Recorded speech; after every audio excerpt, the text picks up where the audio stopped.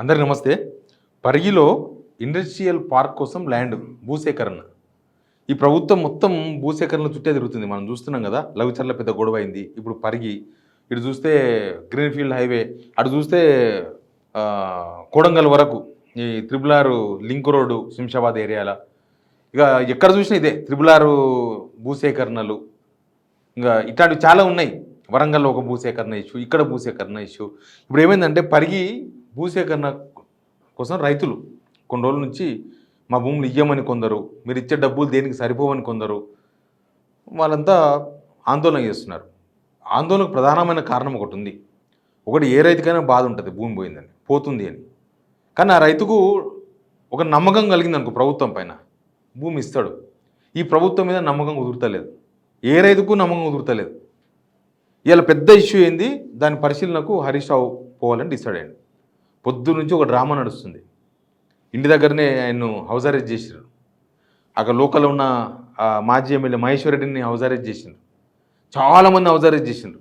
రేవంత్ రెడ్డి, మేము అసలు ప్రజాపాలన అంటే చూసినారు ఎట్లుంటుందో, మేము ఎవరి మీద కేసులు పెట్టినామా అన్నారు. రాత్రి ఎప్పుడో తెల్లవారుజామున, రాత్రి ఇంకా తెల్లవారుజామున కాదు, ఆ అజిటేషన్ చేస్తున్న, ఆ ఉద్యమం చేస్తున్న రైతులు అందరిని పట్టుకొచ్చి పోలీస్ స్టేషన్లో పెట్టి గేట్లు తాళం వేసుకున్నారు.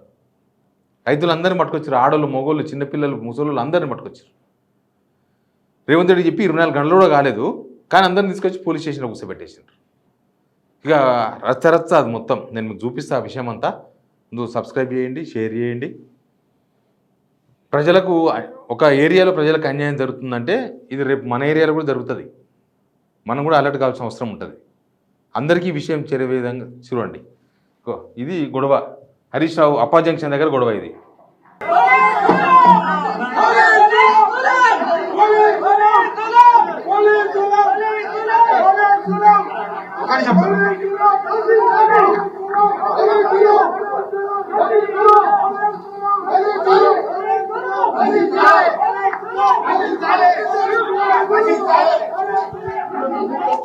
హరీష్తో పాటు సబితాయింద్ర రెడ్డి, ఎర్రబెల్లి దయాకర్ రావు, మాజీ ఎమ్మెల్యే వెంకటేశ్వర రెడ్డి వాళ్ళందరూ ఉన్నారు దానిలో.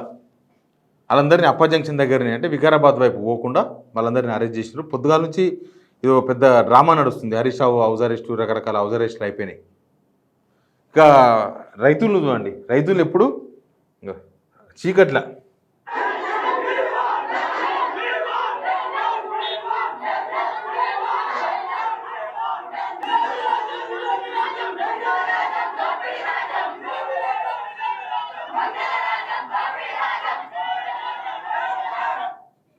పన్నెండు ఎకరాల భూమి అంట పోలీసుల కాలు ముక్తున్నారు రైతులు, మహిళా రైతులు. ఏంది వాళ్ళు పర్మిషన్ ఇవ్వమంటున్నారు, ఆందోళనకు పర్మిషన్ ఇవ్వమంటున్నారు.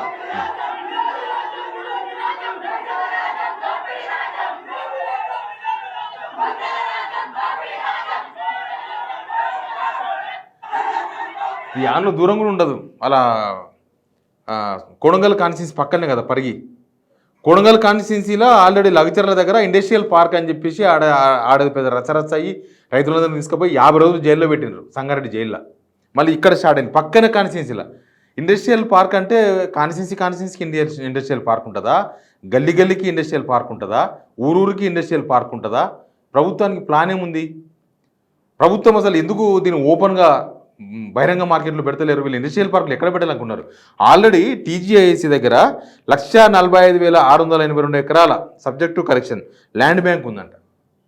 అంటే ప్రభుత్వ భూములు ఎక్కడెక్కడ ఉన్నాయి ఏకత అన్ని గుర్తించేసి తీసుకొచ్చి అంతకుముందు ఉమ్మడి ఏపీఐఏసీకి ఉన్న ల్యాండ్స్ అన్నీ ట్రాన్స్ఫర్ చేసి మళ్ళీ లాస్ట్ 10 ఇయర్స్లో కూడా ఎక్కడెక్కడ ప్రభుత్వ భూమి ఉంది, గుట్టలో, చెట్లో, పుట్టలో, ఎక్కడో దగ్గర ఏమేమి ఉన్నాయి అవన్నీ తీసుకొచ్చి టీజీఐఏసీకి పెట్టారు.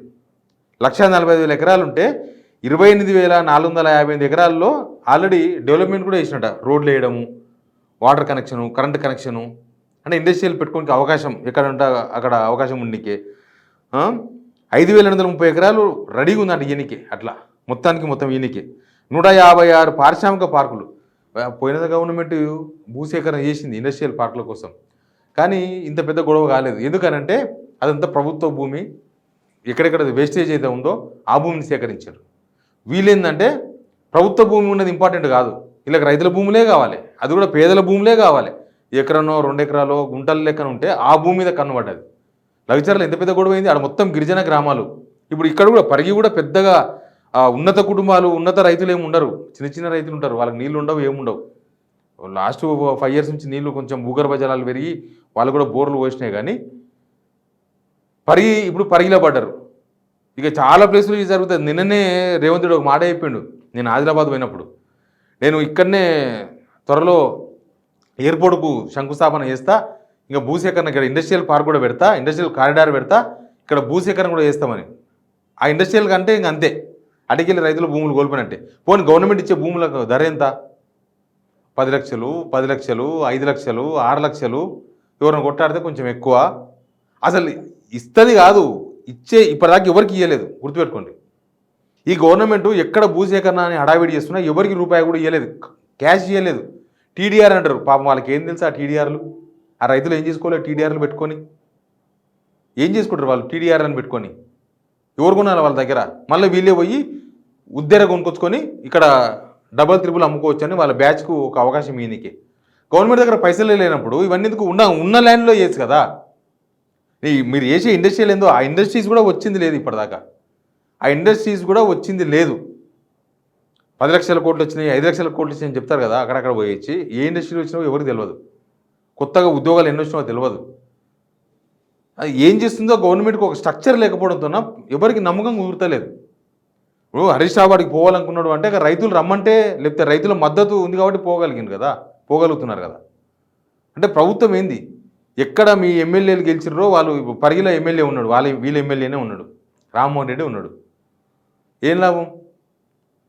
రైతుల దగ్గర నుంచి భూములు గుంజుకుని, అంతకుముందేమో పేదల దగ్గర భూములు గుంజుకుంటారా అదా ఇదా అని చెప్పేవాళ్ళు. అక్కడ కూడా నాకు ఫోన్ చేసిన సోమశిల దగ్గర ఎయిర్ ప్యాడ్ కట్టుకోవాలంటారు. అంటే టూరిజం అంట, హైదరాబాద్కి వెళ్ళి ఒక్కొక్క మనిషికి ₹1,00,000 అంట.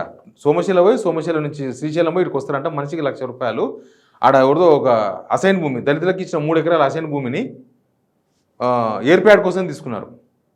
వాళ్ళందరినీ పోలీస్ స్టేషన్లో పెట్టి మరీ తీసుకున్నారు, రాపించుకోవడం కాదు, ఇది గవర్నమెంట్ భూమి అని ప్రకటించేసుకున్నారు. ఎప్పటి నుంచో వాళ్ళ భూమి అది, ఎప్పటి నుంచో అసైన్ భూమి దళితులకు ఇచ్చింది గవర్నమెంట్, పంచింది. ఇందిరం ఇచ్చిన భూములను ఈ గవర్నమెంట్ గుంజుకుంటుంది సింపుల్గా. అది 3 ఎకరాలతో అయిపోదు సోమశిల దగ్గర, ఇంకా అక్కడ చాలా దళితుల భూములు ఉన్నాయి. వాటన్ని మీద కన్నేసినారు. మంత్రి జూపల్ కృష్ణారావు దగ్గరుండి మరి ఈ ఆపరేషన్ చేస్తున్నాడు. అది ఎవరి కోసమో? గవర్నమెంట్ అయితే నడపదు కదా. ఇక్కడ నుంచి ఆడికి ప్రైవేట్ టూరిజం ఏ పెద్ద మనగానికి అప్పగించినరో వాళ్ళ కోసమని గవర్నమెంట్ ఇదంతా చేస్తుంది. ఎడిదిరిగి గవర్నమెంట్ వచ్చిన తర్వాత బాగా బలైపోయింది ఎవరంటే, ప్రతి విషయంలో మీరు హైడ్రా తీసుకోండి, మూసీ తీసుకోండి, ఇక నేను చెప్పిన సోమశిల టూరిజం తీసుకోండి, ఇప్పుడు ఈ ఇండస్ట్రియల్ పాలసీలు తీసుకోండి, ప్రభుత్వం ప్రతి ఒక్కటి వీళ్ళు మార్పు అంటే పేదలు లేకుండా చేస్తారని అన్నారు కదా, పేదలు లేకుండా చేస్తున్నారు. సింపుల్. మనం అనుకున్నాం పేదరికం లేకుండా చేస్తారేమో, వాళ్ళందరూ లక్షాధికారులు అవుతారు, వాళ్ళందరూ కోటీశ్వరులు అవుతారు అనుకున్నాం. తీరా చూస్తే అసలు వాళ్ళని మొత్తం లేకుండా చేస్తున్నారు. ఇంకా అప్పుడు పేదలు ఉన్నారు కదా, 2 ఎకరాల పేద ఉంటే పేదోడు, అసలు భూమి లేకపోతే పేదోడు కాదు. ఇదంతా డబ్బులకు బిజినెస్ చేసుకునే వాళ్ళకు, కార్పొరేటర్లకు దోషిపెడుతుంది ప్రభుత్వం. కానీ ఈరోజైతే ఇది పరిగి జరుగుతున్న రైతుల గొడవను దాన్ని సామరస్యంగా ప్రభుత్వం పరిష్కరించే ప్రయత్నాలు చేస్తలేదు. మనం అంతకుముందు చూడలేదా, లగచర్ల ఏకంగా కలెక్టర్ మీదకి రైతులు అట్లా రెచ్చగొడుతుంది రైతులను ఇట్లాంటి కార్యక్రమాల ద్వారా. Please subscribe.